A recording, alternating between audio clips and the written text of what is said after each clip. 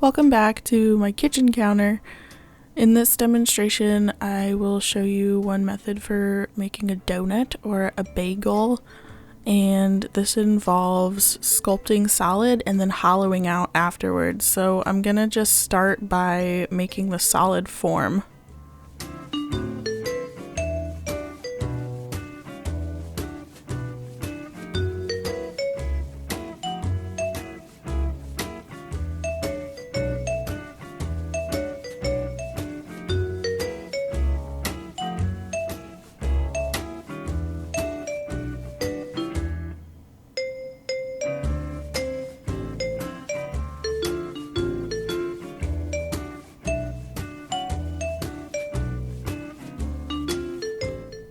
So now I have a more filled donut shape. If I want there to be a hole in the middle, I'm going to take any sort of cylindrical tool and just pierce the center with it.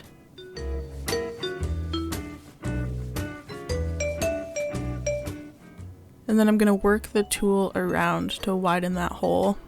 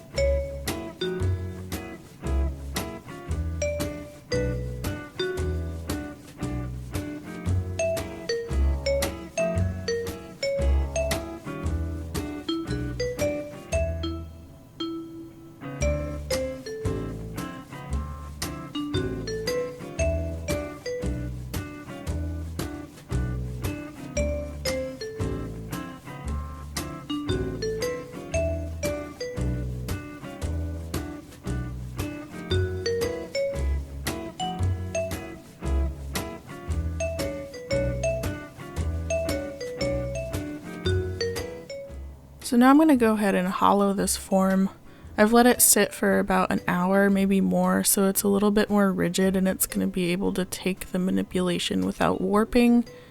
So I'm going to make a guideline with my knife. I'm using a fettling knife in this demo, but you can use any sort of tool with a long blade.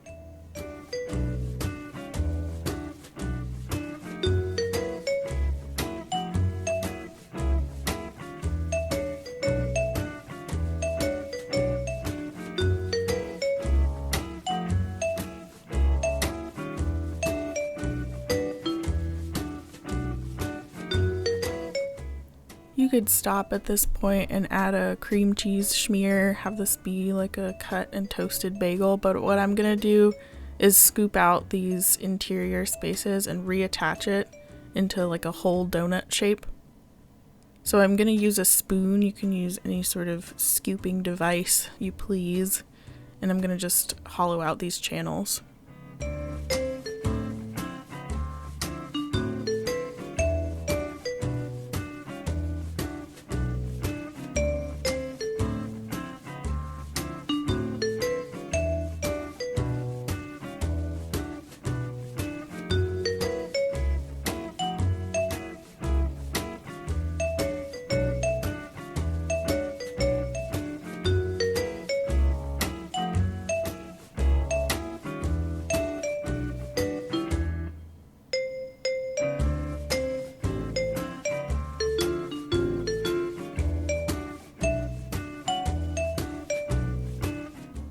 So the interiors have been pushed down a little bit by the scooping process. So I'm just going to take my hands and sort of push them up again so that they'll be able to meet each other when I try and rejoin this form. So you can see I'm sort of pinching out the center so that it will touch the other side.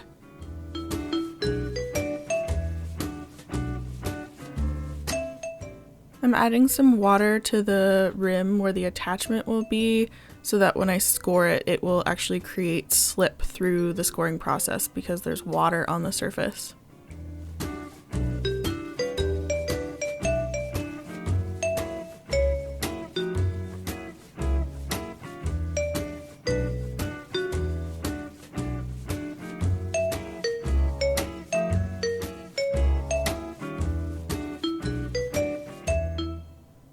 And now I'm going to use a needle tool. You can use a scalpel or any sort of sharp tool, and I'm going to score these rims. And like I said, since I've added water to them, I won't have to add slip later. This scratching process is going to stir up some slip on the surface.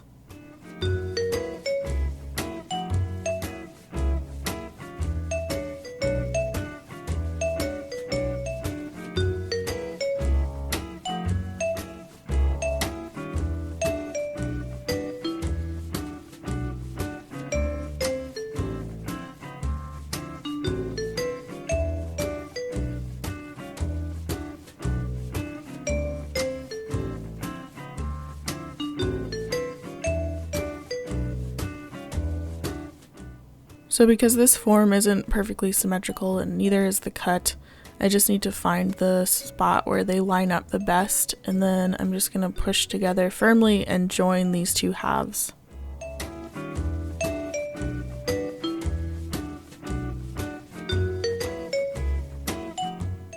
And then I will start blending the seam on the outside.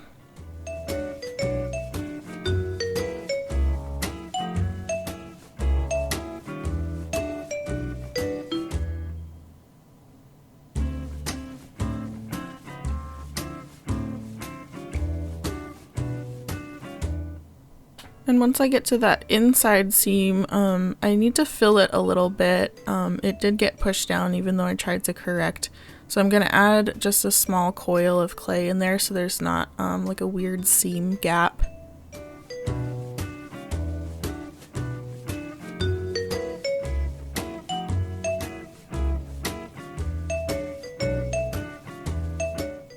And then I'm going to blend that coil in.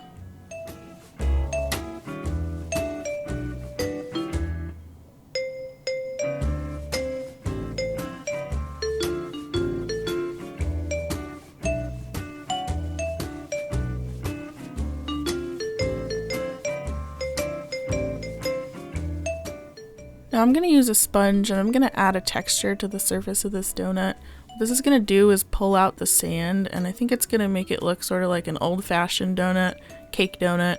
So I'm just going all around and wiping it with a sponge and then patting it in those areas so I can get a nice consistent texture. And after I'm done with this, I'm going to need it to set up for a little bit, and then the last thing that I need to do is take a needle tool and just add a vent hole. If you don't do this with a hollow form, it can explode in the kiln. So I'm just going to add a vent hole into the bottom and we are good to go. Thank you for watching.